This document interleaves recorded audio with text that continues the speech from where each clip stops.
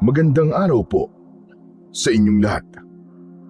Ang kwentong inyong mapapakinggan ay tungkol sa batang si Awit na malapit sa mga hayop. Kaya naman, ang pagtatrabaho kay Don Gregorio bilang tagapag-alaga ng mga alaga nitong hayop ay labis niyang kinagigiliwan. Ngunit nagkaroon ng pagbabago ang buhay niya nang dumating ang isang pawikan na dumagdag sa koleksyon na hayop ni Don Gregorio. Sinabayan pa yon ng pag-atake ng isang aswang sa kanilang baryo. Ano ang gagawin ni Awit kung matuklasan niya ang lihim ng pawikan na alaga ni Don Gregorio? At paano niya wawakasan ang pagsalakay ng aswang na siyang nagdudulot ng napakaraming kamatayan sa lugar nila?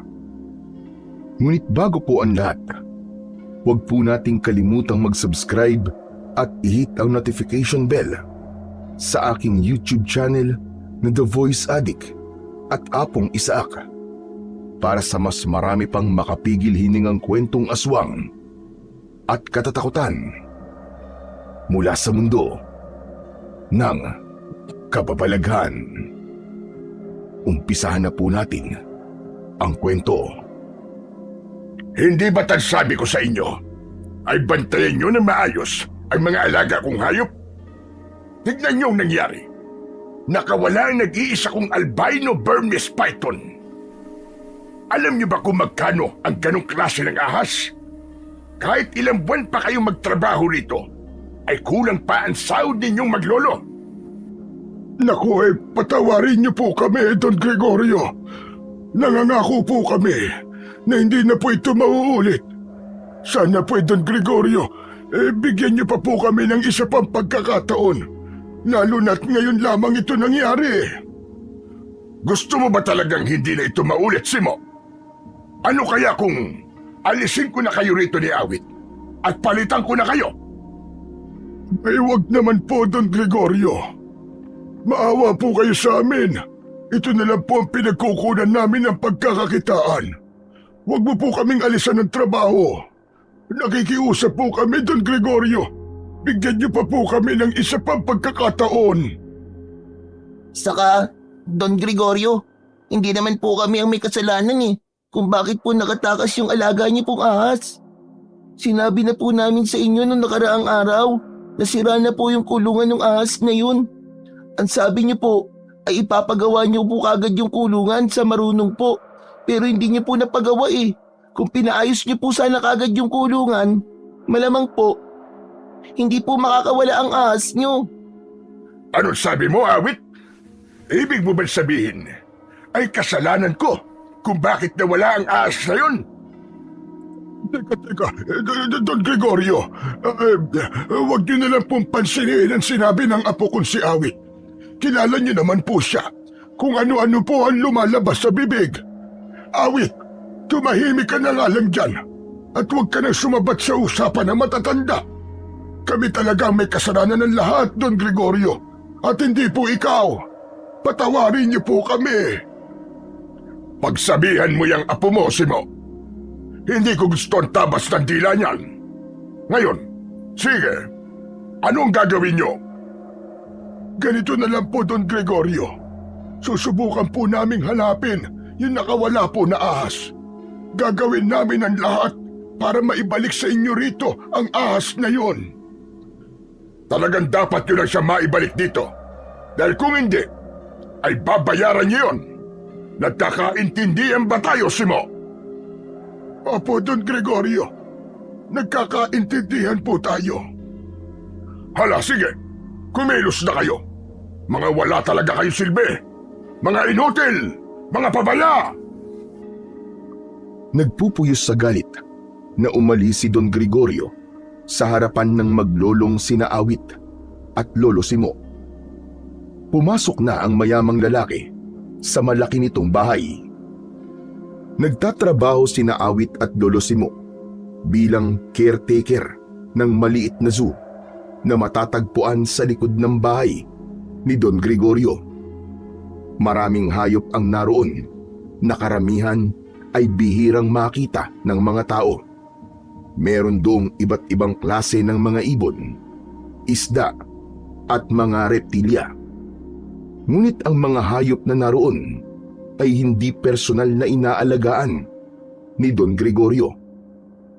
Para rito ay simbolo ang mga yon kung gaano ito kayaman dahil talagang mamahalin ang mga hayop na nasa miniso nito.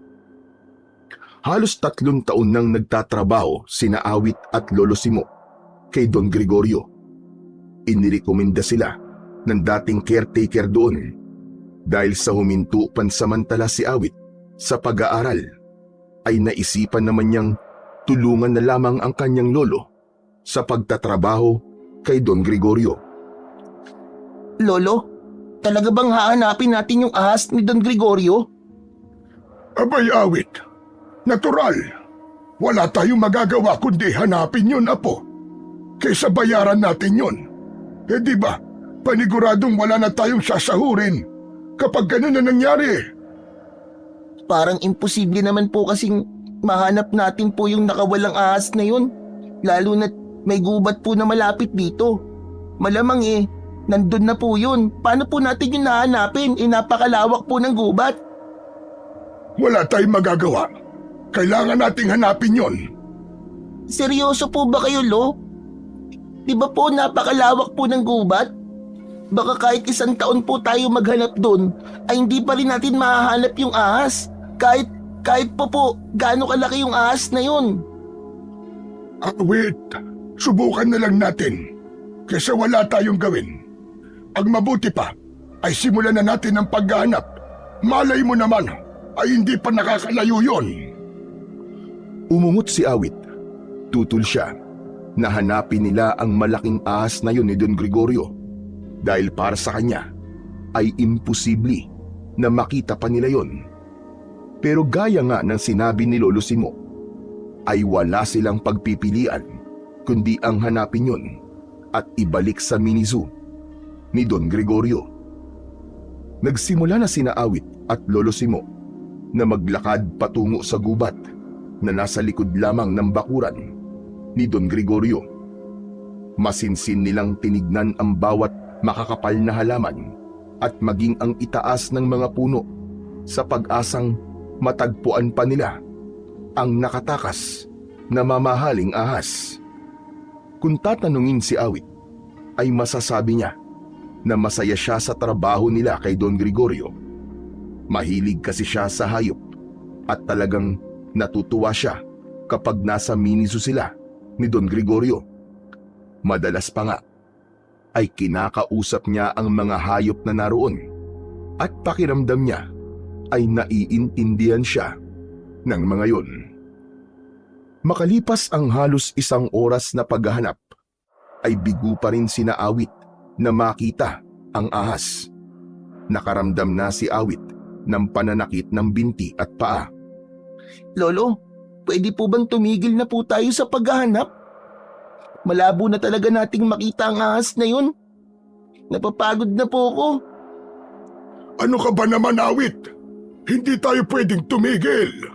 Ipapaalala ko lang sa'yo na magbabayad tayo ng malaki kay Don Gregorio kapag hindi natin nahanap yung ahas na yun. Bakit po kasi tayo ang sinisisi ni Don Gregorio? Kung tutuusin nga po, siya po may kasalanan kung bakit nakawala po yung alaga niyang ahas eh. Kung pinagawa niya po sana kagad yung kulungan, sana hindi po yun mangyayari. Hindi naman po tayo nagkulang sa pagpapaalala sa kanya, di ba, Lolo? Abay, wala tayong magagawa. Siya ang amo. Trabahador lamang tayo dito. Kahit mali si Don Gregorio, siya pa rin ang tama dahil pinapasahod niya lamang tayo. Alam mo kung gaano kahalaga ang trabahong ito sa atin, Awit. Kapag nawala ito, wala na tayong kakainin at baka hindi na matuloy ang pagbabalik mo sa pag-aaral sa susunod na taon. Ang hirap po talagang maging mahirap, Lolo. Parang wala po tayong boses. Oo na lang tayo ng oo, kahit na alam nating mali na. Kaya nga, Awit, dapat magsumikap ka sa buhay. para paglaki mo ay iba na ang takbo ng buhay mo at hindi na ganito. Isang malalim na paghinga ang pinakawalan ni Awit. 10 taong gulang pa lang siya, pero napakataas na ng pangarap niya, hindi lamang para sa kanyang sarili, kundi para sa kanila ng kanyang lolo Simo. Nais niyang makapagtapos ng pag-aaral at maging arkitekto. Gusto niyang makapagpatayo ng malaking bahay at magkaroon ng magandang trabaho nang sa gayon ay hindi na kailangan magtrabaho pa ni Lolo Simo. Nagpatuloy sa paglalakad at paghahanap sa nawawalang ahas sina Awit hanggang sa umasim ang muka ni Awit dahil may naaamoy siyang kakaiba, para yung amoy ng patay na daga, at hindi niya mawarian. Lo, ano po yung mabaho? Baka dumumi ka na naman sa salawal mo, Lo, ha? Abay, loko kang bata ka. Matanda nga ako, pero hindi pa ako dumudumi sa salawal, siraulo. Saka hindi amoy dumi. Parang, sa pagkakaamoy ko parang bulok na karne. Tama, Lo. Para pong patay na daga. Hinanap ng maglolo ang pinanggagalingan ng mabahong amoy hanggang napunta sila sa isang tagumbahagi ng gubat. Patindi ng patindi ang amoy, kaya alam nila na malapit na sila sa pinanggagalingan ng mabahong amoy. Labis na nagimbal sina Awit at Lolo Simo nang malaman nila ang pinanggagalingan ng amoy na yon. Sa masukal at madamong bahagi ng gubat ay may nakita silang nabubulok na bangkay ng 2 lalaki. Inuuod na ang mga yun. Sa takot ni Awit ay napayakap siyang bigla sa kanyang Lolo Simo. Lolo, may mga patay. Diyos ko, mabagin langit. Teka, hindi ba sina Anjo at Dodong ang mga yan? Yung magkapatid na 1 linggo nang nawawala. Opo, Lo. Mukhang sila nga po. Ano pong gagawin natin, Lolo Simo? Kailangan nating sabihin ito kay Kapitan para makatawag siya ng mga pulis. Tara na po, umalis na tayo rito. Inikilabutan at nagmamadaling lumabas ng kagubatan ang maglolong sina Awit at Lolo Simo. Nagtungo sila sa bahay ng kapitan sa baryo nila at ipinaalam nila rito ang 2 bangkay na nakita nila sa gitna ng gubat. Agad namang tumawag ng pulis ang kapitan upang imbestigahan ang dahilan ng pagkamatay ng 2 bangkay na nakita ni Awit. Inimbestigahan ng mga pulis ang pagkamatay ng 2 bangkay na natukoy na ang magkapatid na Anjo at Dodong. Ayon sa narinig ni Awit, ay nilapa ng isang mabangis na hayop ang 2 base sa mga kagat at kalmot na nakita sa katawan ng mga yon. Biglang lumaganap ang takot sa buong baryo at iniwasan na ng lahat ang magpunta sa kagubatan.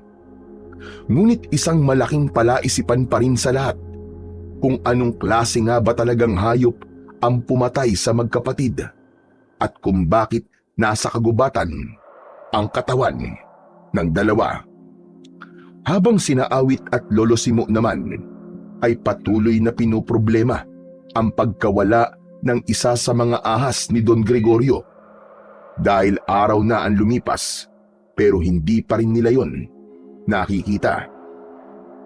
Hanggang isang umaga, nang dumating sina Awit at Lolo Simo sa mini zoo, ay laking gulat ni Awit nang makita niya ang nawawalang ahas na nasa loob na ng kulungan nito. Hala! Lolo, tingnan nyo!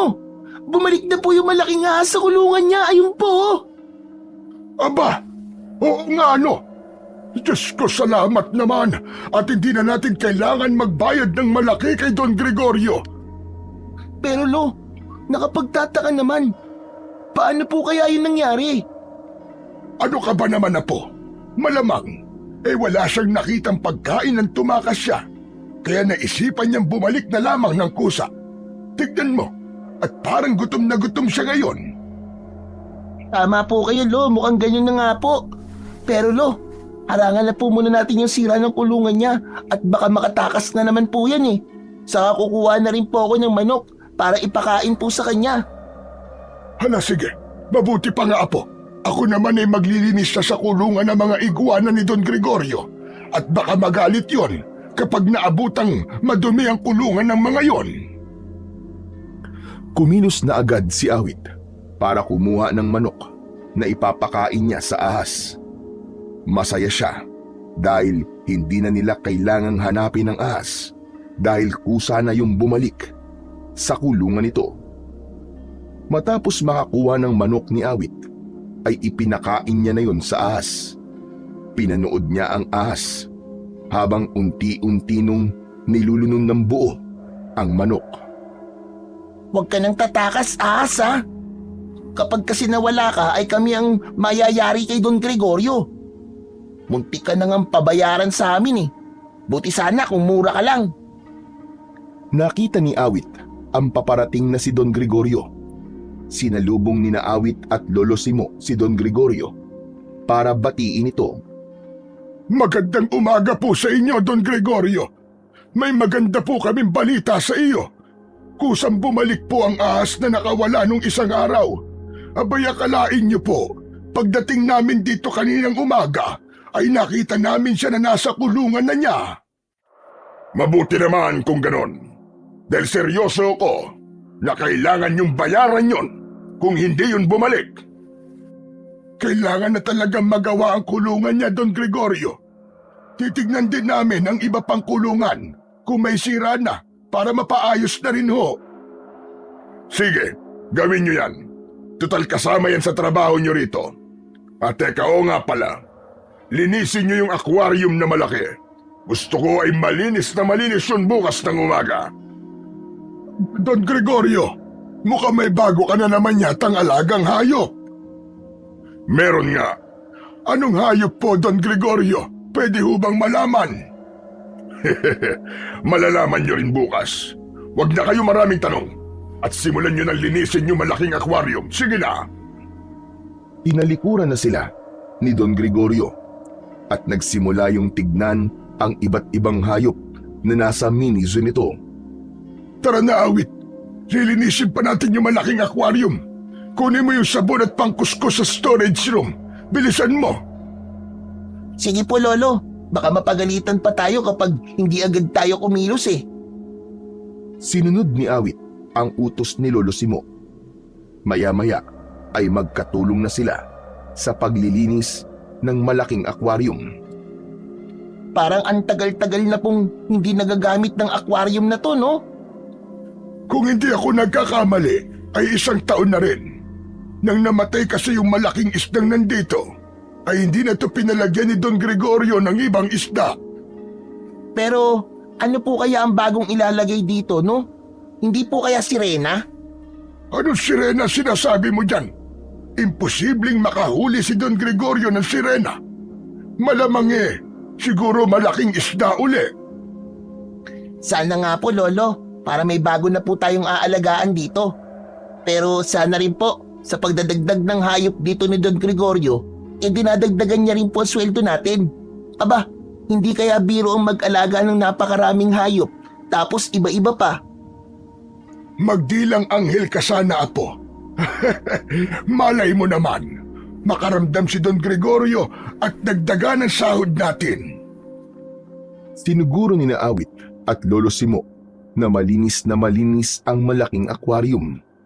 Kapag kasi may inutos si Don Gregorio, ay dapat maabot nila ang ekspektasyon nito. At kapag may nakita itong kahit konting mali, ay siguradong mapapagalitan sila nito ng gusto. Nang matapos na ang trabaho ni na Awit para sa araw na yon, ay umuwi na sila sa bahay nila. Nakatira sila sa isang maliit na kubo na malapit lamang sa dalampasigan. Nakaharap ang bahay nila sa dagat. Pinanood ni Awit si Lolo Simo habang abala ang matanda sa paghihiwa ng mga gulay na gagawin nitong pinakbit. Awit, iho. Bakit parang ang lalim ng iniisip mo dyan?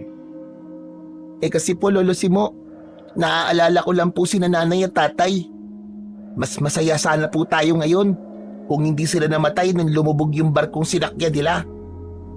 Tama ka dyan, Awit. At baka nagkaroon ka pa ng kapatid.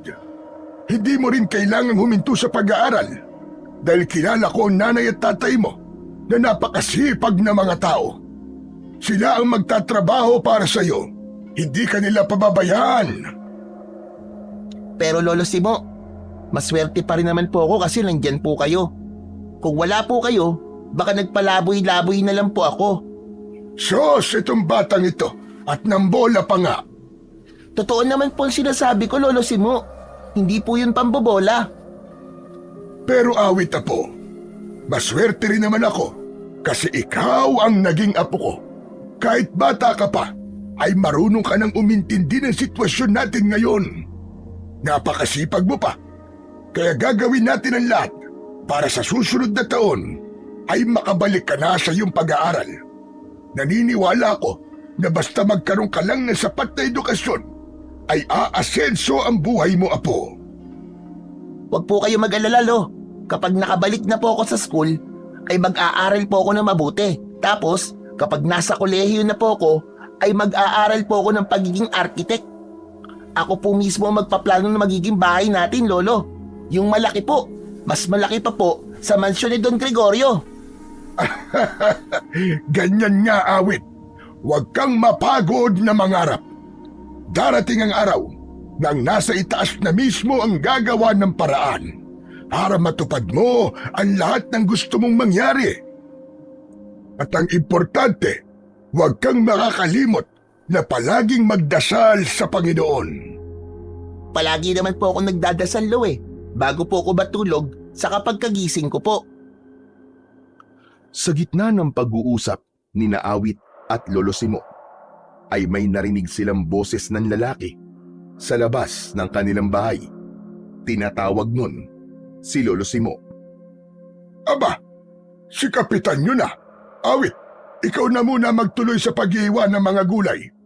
Huwag mong kanipisan ng hiwa at mag-iingat ka sa paggamit ng kutsilyo. Iniwanan na muna ni Lolo Simo ang ginagawa nito para kausapin ng kapitan ng kanilang baryo na nasa labas, habang si Awit naman ay itinuloy ang paghihiwa ng mga gulay. Matagal-tagal din na nag-usap sina Lolo Simo at si Kapitan. Nang bumalik ang matanda sa loob ng bahay, ay tapos na si Awit sa paghihiwa ng mga gulay. Hindi nakaligtas kay Awit ang pagkabahala sa muka ni Lolo Simo. Lolo, parang sobrang importante po ng pinag-usapan niyo ni Kapitan ah. Ang tagal niyo pong nakipag-usap. Importante talaga. At nakakatakot. Ha? Nakakatakot? Bakit po? Ano po bang sinabi sa inyo ni Kapitan? Nagbabahay-bahay kasi siya ngayon. Sinasabihan niya ang mga tao rito sa baryo natin na wag na munang lalabas sa gabi. May natagpuan na naman palang patay dito sa atin. Po? Hala, sino naman po? Yung anak na dalaga ni Elena. Ilang araw na pala yung nawawala. Tapos nakita ang katawan doon sa may gubat. Kagaya raw ng nangyari doon sa magkapatid na Anjo at Dodong. Puno rin ng kagat at kalmot ang buong katawan. Kaawa-awa naman. Ibig po sabihin, umatake na naman po yung mabangis na hayop sa gubat? Hindi ko alam, apo. Duda kasi ako na mabangis na hayop nga ang may kagagawan sa mga pagpatay na yon. Ano po? Di kung hindi po mabangis na hayop, ano po? Aswang. Sa tingin ko ay aswang ang may kagagawan sa mga pagpatay na nangyayari rito sa baryo natin. Yung paraan ng pagpatay sa mga biktima, ganun na ganun yung pagpatay na nangyari sa baryo kung saan ako dating nakatira. Isang aswang din ang nanalasa sa baryong yon, kaya umalis ako ron.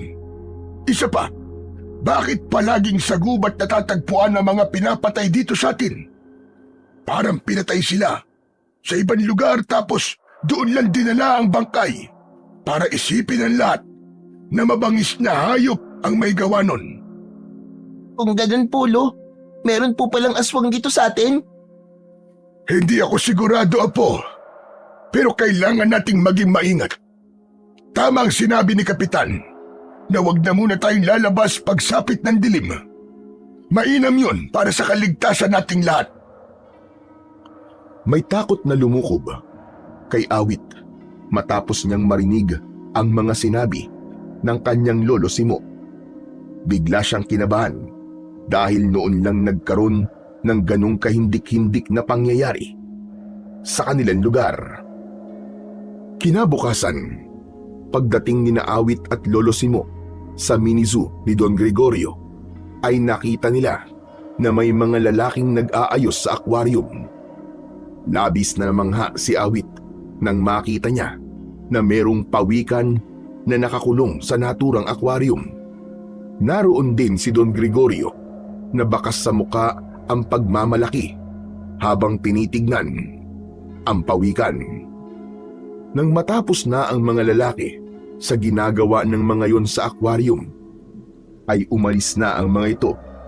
Nakita naman ni Don Gregorio sina Awit at pinalapit sila nito. Ito na ang dagdag sa alagaan yung dalawa. Siguruhin nyo na maaalagaan nyo siya ng mabuti. Pakainin nyo sa tamang oras. Napakamahal ng bili ko sa pawikan na yan. Kaya kapag may nangyaring masama dyan, ay wala akong ibang sisisihin, kundi kayong dalawa. Mawalang galang na po, Don Gregorio. Pero hindi ba, maigpit po na ipinagbabawal ang pag-aalaga po ng pawikan dahil sila po ay paubos na. Dapat ay sa dagat sila naninirahan dahil yun ang kanilang natural na tahanan. Bakit ba mas marunong ka pa sa akin, Simo? Baka nakakalimutan mo kung sino nagpapasahod sa iyo. Hindi naman sa nakikialam po ako, Don Gregorio. Ngunit nagsasabi lamang po ako ng totoo. Ang mga pawikan po ay dapat po ay nasa dagat at hindi sila dapat ikulong sa aquarium. Isa pa, nag-aalala lang po ako para sa inyo, Don Gregorio. Baka kapag may nakaalam na nag-aalaga ka ng pawikan, ay isumbong ka nila sa mga pulis. Sa tingin mo ba ay natatakot ako sa mga pulis? Kayang-kaya kong baligtarin ang batas dahil marami akong salapi. Sundin nyo na lang ang gusto ko. Dahil kapag nakialam pa kayo sa mga ginagawa ko, ay hindi mo magugustuhan ang gagawin ko sa inyo ng apo mo. Tila umurong ang dila ni Lolo Simo sa huling sinabi ni Don Gregorio. Hindi na ito muling nagsalita at hindi na nito pinaglaban ang pinapaniwalaan nito tungkol sa pag-aalaga ng pawikan. Nang iwanan na sila ni Don Gregorio, ay doon na kinausap ni Awit ang kanyang lolo. Lolo, totoo po ba sinabi nyo na bawal po talagang alagaan ng mga pawikan? Totoo yun, Awit. Paubos na kasi ang lahi nila. At kung aalagaan sila sa bahay, ay maaaring maging madali ang kanyang buhay. Ang dapat sa mga ganyang hayop ay naninirahan sa natural nilang tahanan. Pero wala naman po tayong magagawa, di ba? Ikaw na rin po nagsabi dati na kailangan natin sundin ang lahat ng sinasabi at utos ni Don Gregorio dahil baka mawalan po tayo ng pagkakakitaan. Napailing na lang si Lolo Simo at sinabi nito sa apo nitong si Awit na simulan na lamang nila ang kanilang pagtatrabaho. Napatingin si Awit sa pawikan na hindi masyadong gumagalaw sa loob ng aquarium. Lumapit siya sa aquarium upang makita niya ng mas malapitan ang pawikan. Hindi niya alam pero naramdaman niya ang lungkot ng pawikan habang nakatingin yun sa kanya.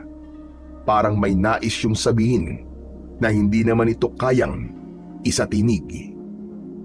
Simula nang dumating ang pawikan sa mini zoo ni Don Gregorio, ay mas naging sabik si Awit na pumasok sa kanilang trabaho. Hindi niya mawarian, pero sa iilang araw na inaalagaan niya ang naturang pawikan, ay nagkaroon na kagad siya rito ng koneksyon. Isang koneksyon na hindi niya naramdaman sa ibang hayop na naroon. Ang pawikan ang una niyang pinupuntahan para pakainin. Kapag kailangan ng linisin ng aquarium nito, ay siya na rin ang naglilinis. Isang umaga, habang pinapakain ni Awit ang pawikan, ay naramdaman niya ang lungkot nito. Pawikan, alam kong nalulungkot ka kasi wala ka sa dagat. Kaya lang, wala naman tayong magagawa kasi hindi namin pwedeng kontrain si Don Gregorio. Pero huwag kang mag-alala. Habang nandito ka ay gagawin ko ang lahat para alagaan ka lang mabuti. Palagi rin kitang kakausapin kahit hindi naman ako sigurado kung naiintindihan mo ba ako. Para hindi ka masyadong malungkot dito. Hoy, Awit! Bakit kanina ka pa sa pawikan na yan, ha? Yan lang ba ang hayop na nandito? At yan lang ang pinapakain mo? Nagulat si Awit sa malakas na sigaw na yun ni Don Gregorio. Kinabahan siya dahil tila kanina pa siya nito pinapanood, kaya alam nito na kanina pa siya sa tabi ng aquarium ng pawikan. Naku, pasensya na po pero patapos na rin po ako dito, Don Gregorio. Magsisinungaling ka pa. Kanina pa kitang nakikitang nandyan. Sorry po talaga, Don Gregorio. Bahagya pang yumukod si Awit kay Don Gregorio bago siya umalis at lumapit sa lolo niya. Ikaw naman kasi. Bakit ang tagal mo palagi dun sa pawikan? Nakita mo na ang nangyari. Napagalitan ka tuloy ni Don Gregorio. Paano po kasi, Lolo Simo? Naaawa lang po kasi talaga ako dun sa pawikan Pakiramdam ko po ay ayaw niya rito. Parang kapag nakatingin po siya sa akin ay nararamdaman ko po na sobrang lungkot po niya. Lolo, ano po kaya kung kausapin natin si Don Gregorio tapos sabihin nating ibalik na lang niya sa dagat yung pawikan? Nakalimutan mo na ba ang sinabi niya? Nung sinabi ko na dapat sa dagat nakatira yung pawikan. Hindi ba't nagalit siya sa akin na po? Hayaan na lang natin si Don Gregorio sa kung anong gusto niyang gawin. Sumunod na lang tayo para hindi tayo mawalan ng trabaho. Dapat po ba talaga na sundin natin siya porque siya po nagpapasahod sa atin? Kahit po ba hindi na tama o masama na pong ipapagawa niya sa atin, ay gagawin pa rin po natin? Siyempre hindi. Ibang usapan na kapag ganun. Pero hanggat may koneksyon sa trabaho natin ang utos niya, ay kailangan natin yung gawin at sundin. Naiintindihan mo na ba ngayon? Malungkot at napipilitang tumango si Awit. Nang sandaling yun, ay naisip niya na kailangan niya talagang magsumikap sa buhay upang hindi habang buhay ay magtatrabaho sila ni Lolo Simo kay Don Gregorio. Pagod na umuwi sina Awit at Lolo Simo sa bahay ng hapon na yun mula sa kanilang pagtatrabaho. Marami silang ginawa at marami ring inutos sa kanila ang amo nilang si Don Gregorio. Magsasaing na sana si Lolo Simo nang makita nito na wala na pala silang bigas. Nagpaalam muna ito kay Awit na lalabas muna para bumili ng bigas at delata na siyang magiging ulam nila para sa hapunan. Naupo na lang muna si Awit sa mahabang upuan na nasa harapan ng kanilang kubo. Doon niya hinintay ang kanyang Lolo Simo. Makalipas ang ilang minuto ay bumalik na ang matanda na may dalang bigas at isang lata ng corned beef at 2 itlog. Lolo, parang ang tagal niyo naman po bago makabalik. Malapit lang naman po ang tindahan, di ba? Pinuntahan pa po ba kayo? Aba hindi. Napakwento pa kasi ako kay Emong. Alam mo ba na may nakitang mga buto ng tao dun sa isang tagong kuweba sa gubat? Ano po? Buto ng tao? Lolo, kinikilabutan naman po ako sa sinabi nyo. Pero totoo po ba yan? Baka gawa-gawa lang po yan ni Mang Emong. Totoo, Awit. Sa tansya daw ng mga pulis ay lagpas sa 10 tao ang nagmamayari ng mga buto na natagpuan doon. Ibig sabihin ay matagal nang may patayan na nangyayari dito sa baryo natin, Apo. Naku, nakakakilabot naman yan. Nakakatakot na pala dito sa atin, Lolo. Hindi na po tayo ligtas dito lalo na po sa gabi. Pero baka po tama kayo. Baka nga po, aswang po ang may gawa ng mga patayan na yun. Tama ka, Awit. Ngayon ay sigurado na ako na may aswang nga dito sa baryo natin.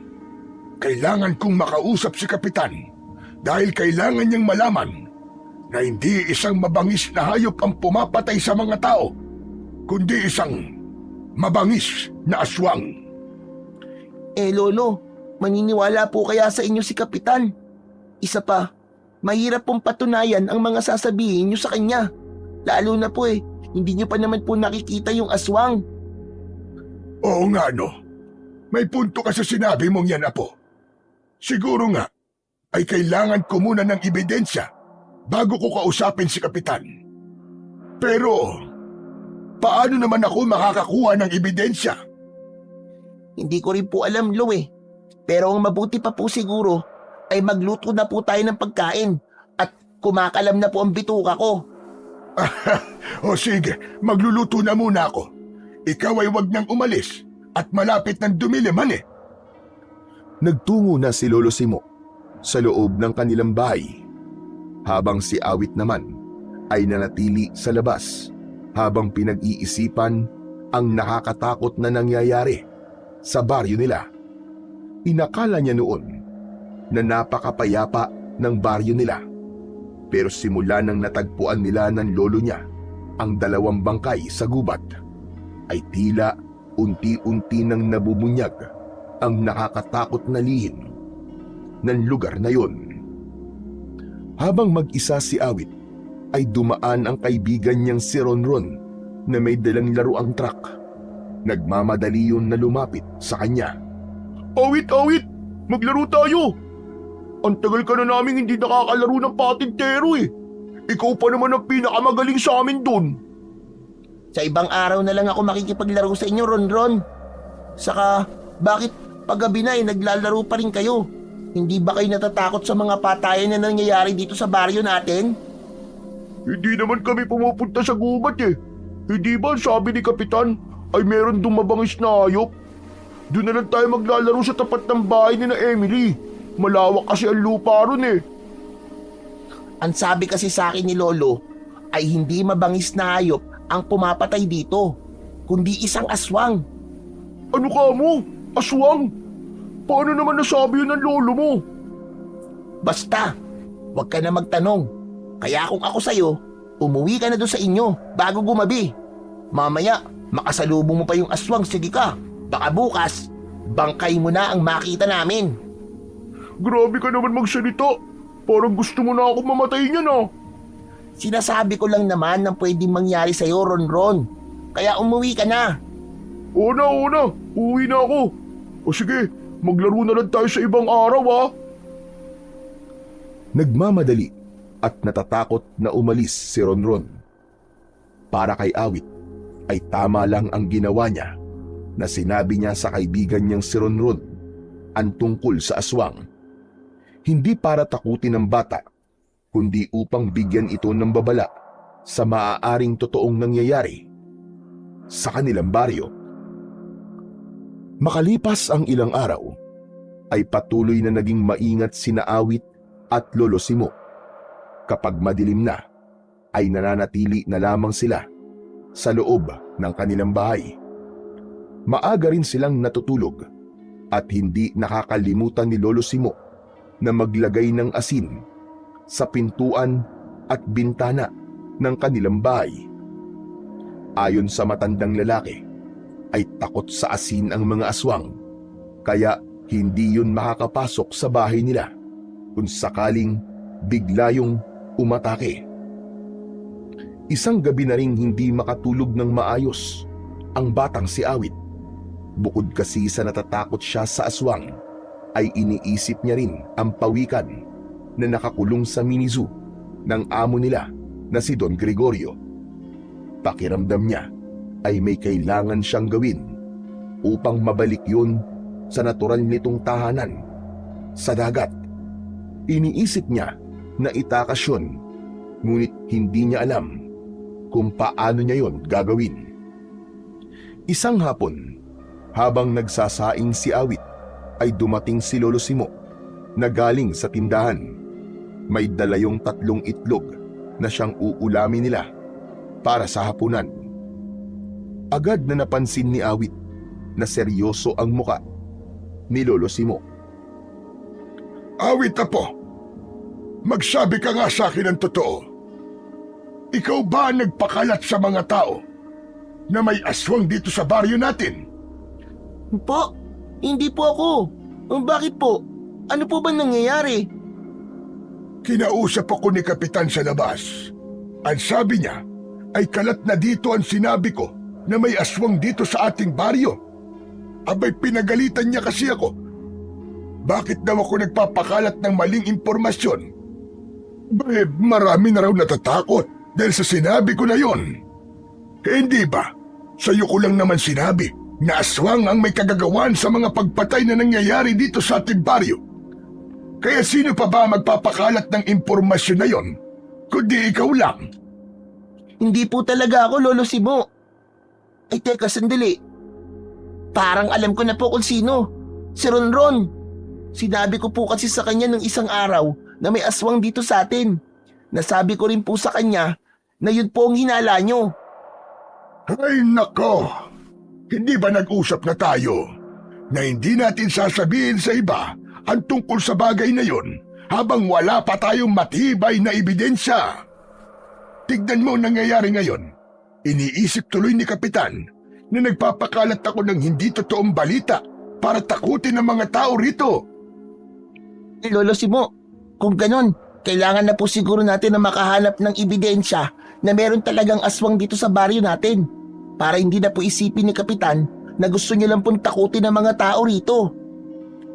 Sa tingin ko ay tama ka, Awit. Kailangan ko na maghanap ng paraan para mapatunayan na nagsasabi ako ng totoo at hindi gawa-gawa lamang. Kailangan kong makahanap ng ebidensya na may aswang nga dito sa baryo natin. Elo, ano pong gagawin nyo? Ano pa ba? E di hahanapin ko yung aswang. Kailangan makita mismo ng mga mata ko ang aswang na yon. Ano po? Ang ibig niyo po ba't sabihin lalabas kayo sa gabi para hanapin niyo po yung aswang? Ganun na nga. Huwag ka mag-alala. Dahil ang tatay ko ay dating manunugis ng aswang. Nakikipaglaban siya sa mga aswang nung nabubuhay pa siya. Kahit paano ay tinuruan niya ako kung paanong makipaglaban sa aswang. Kaya sa tingin ko naman, ay kaya kong labanan yung aswang kung sakaling makaharap ko siya. Lo, huwag niyo pong gagawin yan. Hayaan niyo na lang pong isipin ng mga tao na nagsisinungaling kayo kaysa pumapahamak pa kayo, Lo. Hindi, Apo. Kailangan may kumilos para matigil na ang patayan dito. Mukhang wala namang kumikilos para tugisin ang aswang na yon. At kahit ang mga pulis ay iniisip na mabangis na hayop lamang ang dapat nating katakutan. Kaya ako na lamang ang kikilos. May takot na naramdaman si Awit sa nakita niyang tapang sa muka ni Lolo Simo. Noon lamang niya nalaman na anak pala ito ng isang manunugis, kaya wala siyang ideya sa kakayahan ng kanyang lolo pagdating sa pakikipaglaban sa mga aswang. Nang gabing yon, matapos na maghapunan, ay nakita ni Awit ang paghahandang ginawa ni Lolo Simo para sa paghahanap nito ng aswang. May isinuot itong agimat na ayon dito ay proteksyon laban sa mga aswang. Pagkatapos ay isinabit nitong itak na nakalagay sa kaluban sa bewang nito. Lo, isandali lang po. Sigurado po ba kayong gumagana pa po ang agimat na yan? Para kasing hinugot niyo pa po yan sa baul Sa totoo lang, ay hindi ko alam kung gumagana pa to.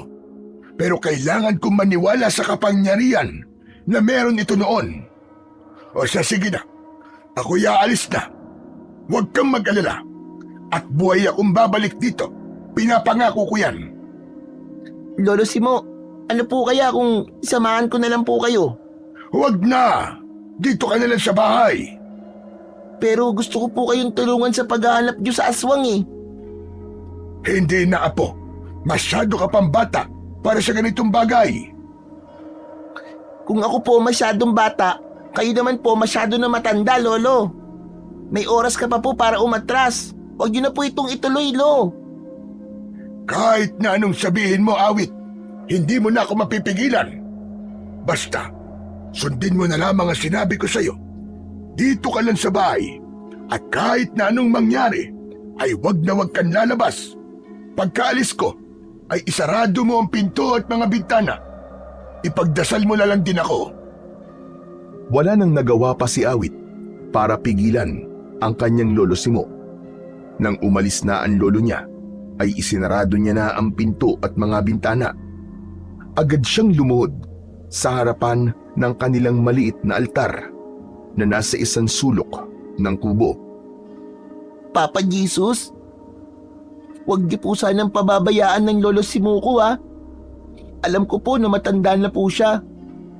Pero sana po ay bigyan niyo po siya ng lakas at huwag niyo pong hayaan na may mangyaring masama sa kanya, Papa Jesus. Gabayan niyo po siya sa paghahanap niya sa aswang. Amen. Matapos magdasal, ay nahiga na si Awit sa papag. Pero agad siyang tumayo dahil alam niya sa kanyang sarili na hindi niya magagawang makatulog habang alam niyang nasa labas pa ang kanyang lolo Simo at maaari yung mapahamak dahil sa aswang. Hanggang sa hindi na nga nakatiis si Awit, kinuha niya ang kanyang tirador at maliit na sisidlan na naglalaman ng mga bato na bala niya para roon. Lumabas siya ng bahay nila at hinanap niya si Lolo Simo. May takot man siya, ay mas nanaig sa kanya ang kagustuhan niyang masiguro na ligtas ang kanyang lolo. Hinanap ni Awit si Lolo Simo sa buong baryo, pero hindi siya nagtagumpay na makita ito hanggang sa naisip niya na maaaring nasa gubat ang lolo niya dahil doon palaging natatagpuan ang mga biktima ng aswang. Matapang na nagtungo si Awit sa loob ng kagubatan.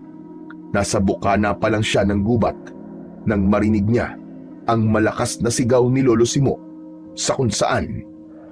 Nagmamadali namang sinundan ni Awit ang sigaw ng kanyang naririnig.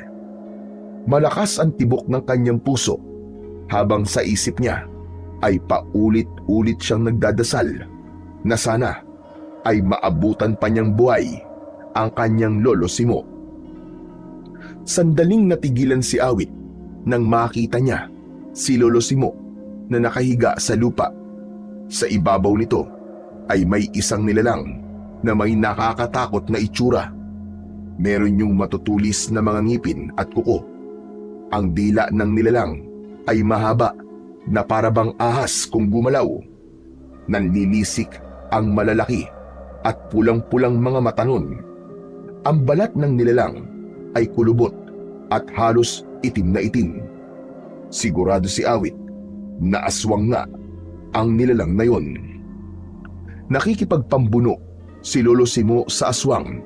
Ang itak nito ay nasa lupa at napakalayo para maabot nito.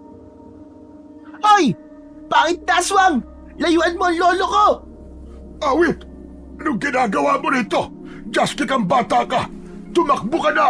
Dalian mo! Ngunit hindi sinunod ni Awit ang utos ng kanyang Lolo Simo. Kumuha siya ng isang bato sa kanyang sisidlan at ibinala niya yon sa kanyang tirador. Itinutok niya ang tirador at nang pakawalan niya ang bato ay tumama yon sa braso ng aswang. Mabilis na lumingon ng aswang kay Awit. Nang magtama ang mga mata nila, ay labis na kinilabutan si Awit. biglang tumakbo ang aswang papunta sa kanyang direksyon. Awit! Tumakbo ka na! Bilisan mo, Apo! Imbis na tumakbo, ay sinubukan pa ring tiradurin ni Awit ang aswang. Pero bago pa niya malagyan ng bato ang tirador niya, ay nasa harapan niya na ang aswang at malakas siya nung hinampas gamit ang matigas nitong braso. Tumama yun sa kaliwa niyang pisngi at sa lakas ng paghampas ng aswang sa kanya ay natumba siya. Tumama ang ulo niya sa malapad na bato at dun na unti-unting nanlabo ang kanyang paningin hanggang sa nawalan na siya ng ulirat. Nang magising si Awit ay nakahiga na siya sa kama sa maliit na klinik sa baryo nila. Nakita niya si Lolo Simo na natutulog habang nakaupo sa bangko. Sakto na nagising na rin si Lolo Simo at nagliwanag ang mukha nito nang makitang gising na si Awit. Agad itong lumapit kay Awit at hinawakan ang isa niyang kamay. Salamat sa Diyos at nagising ka na, Apo ko! Ano pong nangyari? Paano po tayo nakaligtas sa aswang? Bigla kasing dumating sina Kapitan at ang mga tanod nang nawalan ka ng malay, kaya tumakas yung aswang.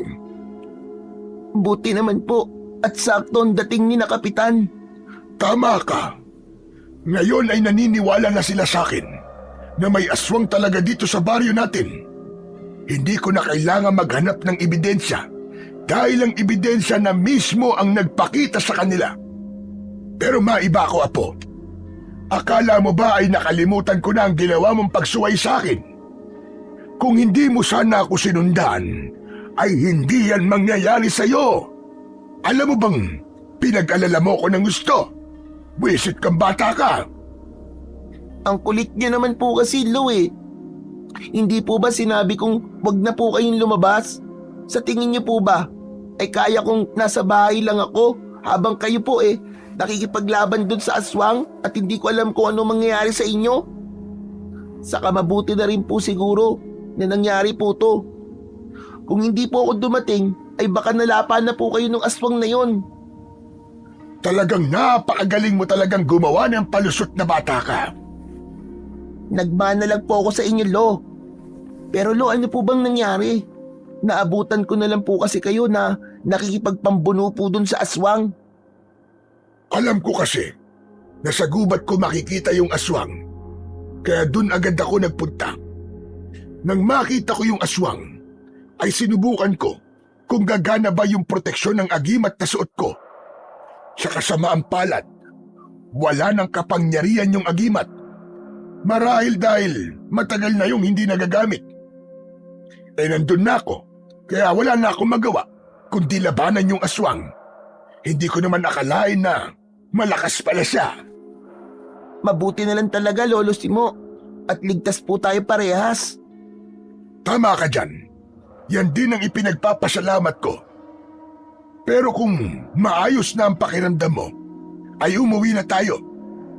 Medyo maayos naman na po ang pakiramdam ko, Lolo Simo. Doon ko na lang po itutuloy ang pagpapahinga ko sa bahay natin. Mas komportable po ako ron eh. Sa kabila ng nangyari, nung nakaraang gabi, ay labis pa ring nagpasalamat si Awit sa Diyos dahil buhay pa sila ng kanyang Lolo Simo at napatunayan na rin ng lolo niya sa lahat na hindi ito gumagawa ng kwento dahil totoo talagang may aswang sa kanilang baryo.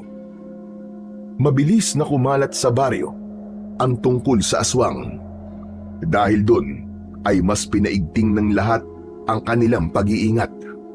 Nangako naman ang kanilang kapitan na sisikapin ito at ng mga tanod na magiging ligtas ang lahat mula sa aswang.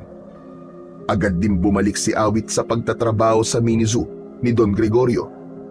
Gaya ng kanyang nakasanayan ay ang pawikan ang una niyang pinuntahan. Habang pinapakain niya ang naturang pawikan, ay kinausap niyang muli yun. Pawikan? Siguro, na-miss mo ako no? Kasi ilang araw ako nawala rito. Alam mo kasi, inatake ako ng aswang eh. Mabuti na lang talaga at hindi ako namatay dahil kung namatay ako, hindi na kita makikita. Tapos yung agimat pa ni Lolo hindi na gumagana. Naisip ko tuloy, ang astig siguro kung magkakaroon ako ng agimat tapos lalabanan ko yung aswang, no? Gusto ko na kasi talagang matapos na ang problema namin dito sa aming baryo eh. Pero alam ko namang imposibleng magkaroon ako ng agimat. Saka ano bang alam ko sa ganung bagay? Bata pa lang ako. Habang kinakausap ni Awit ang pawikan, ay napansin niya na nakatingin yun sa kanya na para bang naiintindihan siya nito. Ay pawikan, maiba ako. Alam mo, naaawa na talaga ako sa iyo eh. Napapansin ko kasi na habang tumatagal, ay mas lalo ka nalulungkot at tumatamlay dito. Kung ako lang sanang masusunod, dadali na kita dun sa dagat. Kaya lang, hindi naman yung pwede kasi mayayari ako kay Don Gregorio. Paniguradong pati si Lolo ay madadamay.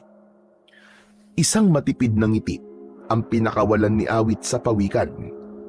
Umasa siya na isang araw ay maliliwanagan din ang isip ni Don Gregorio at maiisipan itong hayaan na lang na bumalik na ang pawikan sa dagat.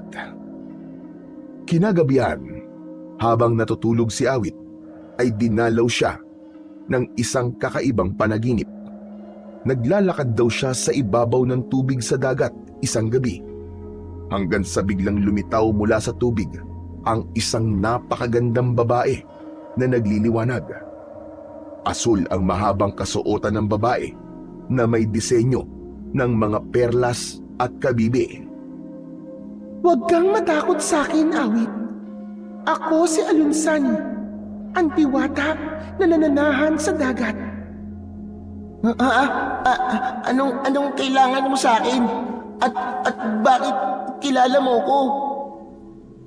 Dahil ako ay tagapantay ng inyong dagat. Madalas kitang makita sa dalampasigan. Bukod doon, ay alam ko rin na may isang bagay kang ninanais.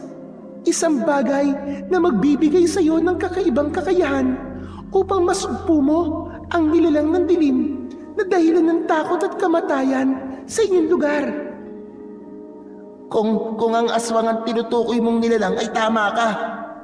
Alam mo kasi na habang hindi siya namamatay, ay patuloy siyang papatay ng mga tao dito sa amin. Saka nag-aalala rin ako sa lolo ko eh. Pakiramdam ko ay hindi siya ihinto hanggang sa mapatay niya yung aswang na yun. Baka kasi imbis na yung aswang ang mamatay, ay si lolo pa. Huwag kang mag-alala dahil nandito ako para ikaw ay tulungan. Ngunit bago kita tulungan, ay kailangan tulungan mo rin ako. Ano? Anong klaseng tulong naman ang kailangan kong gawin? Ang isa sa aking mga alaga na nakatira rito sa dagat ay hinuli at ikinulong ng taong pinaglilingkuran mo. Si Don Gregorio? Siya nga. Nais kong ibalik mo sa dagat ang aking alagang pawikan. At kapag ginawa mo yon, ay pagkakalooban kita ng kakayahan na labanan ng aswang na iyong sinasabi. Ang totoo, gusto ko na talagang ibalik sa dagat ang pawikan na yun eh. Pero paano ako makakasiguro na kapag ibinalik ko sa dagat yung pawikan, ay tutuparin mo ang sinabi mo sa akin? Kaming mga diwata ay kailangan tumupad sa aming mga sinasabi at pangako. Dahil kapag hindi namin yung tinupad, ay mawawalan kami ng kapangyarihan. Hawak mo ang salita ko, Awit. Kaya wala kang dapat na ipangamba.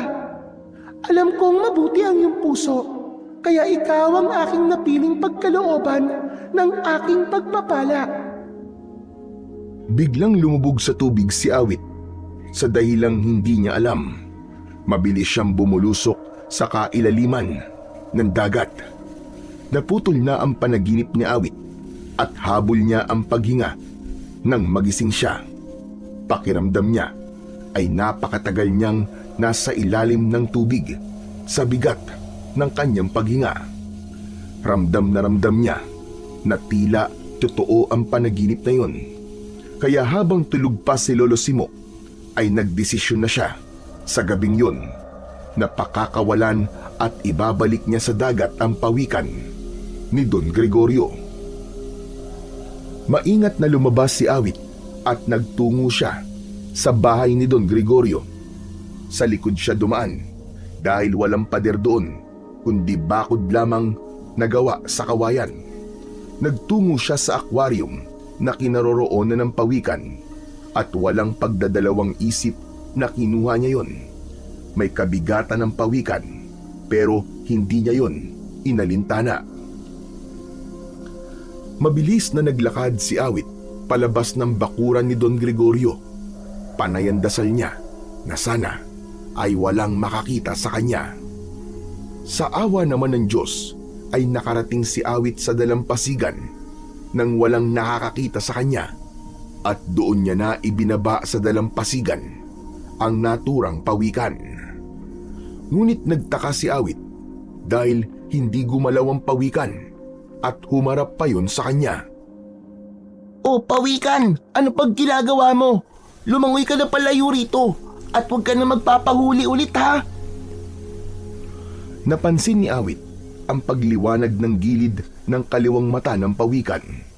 May nalaglag na nagliliwanag na bagay mula sa mata nito. Matapos yun ay saka lumangoy ang pawikan papunta sa malalim na bahagi ng dagat.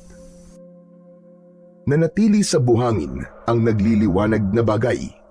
Nang dahil sa kuryosidad ay dinampot ni Awit ang bagay na yon. Isa yung napakaliit na bagay na parang bato hanggang sa nagulat siya nang may nakita siyang babaeng lumitaw sa tubig. Nakalakad yun sa ibabaw ng dagat papalapit sa kanya. Nang nasa harapan na ni Awit ang babae ay nagimbal siya sapagkat yun din ng parehas na babae na nagpakita sa panaginip niya kanina. Teka, ikaw yung diwata sa panaginip ko, di ba? Ikaw si Alunsani. Ako nga, Awit. Paumanhin kung sa panaginip mo ko nagpakita, sapagkat wala akong ibang naiisip na paraan upang makausap ka nang hindi ka matatakot sa akin. Kung ganun, totoo ka? Ako ay tunay, at tunay din ang ipinangako ko sa iyong panaginip. Maraming salamat sa pagpapalaya mo sa alaga kong pawikan. Ngayon ay ihahandog ko na sa iyo ang kapalit ng iyong kabutihan. Tutulungan mo na ba akong labanan ng aswang? Ang tangi may bibigay ko lang ay isang bagay na magagamit mo sa pakikipaglaban sa aswang, at ang bagay na aking tinutukoy ay hawak mo na ngayon. Teka, anong bagay yun? Ito bang napakaliit na bato na nagliliwanag na lumabas sa mata ng pawikan? Hindi yan bato, Awit, kundi isang mutya na nabuo dahil sa luha ng pawikan. Isa yang makapangyarihang mutya na kapag iyong nilunok ay bibigyan ka ng kakaibang lakas. Gawa ng isang pawikan na may matigas na bahay sa kanyang katawan at hindi ka rin madaling masusugatan. Hindi ba? Nais mo mapaslang ang aswang upang bumalik na ang kapayapaan sa inyong lugar? Tama ka, mahal na diwatang Alunsani. Pero kaya ko ba talagang labanan ng aswang? Bata pa lang ako eh. Ano kaya kung ibigay ko na lang sa iba tong mutya ng luha ng pawikan? Maghahanap ako ng mas karapat dapat kaysa sa akin. Wala nang ibang karapat dapat kundi tanging ikaw lamang, Awit. Huwag kang mabahala. Alisin mo ang takot sa iyong dibdib. Magtiwala ka sa kapangyarihan ng mutyang hawak mo at sa sarili mong kakayahan. Kapag handa ka nang tanggapin ng responsibilidad na maging tagapagtanggol, ay lunukin mo lamang ang mutya at mapapasayo na ang kapangyarihan nito. May sasabihin pa sana si Awit, pero isang malaking alon ang biglang lumamon sa diwatang si Alunsani. Nang mawala ang alon, ay wala na rin ang magandang diwata.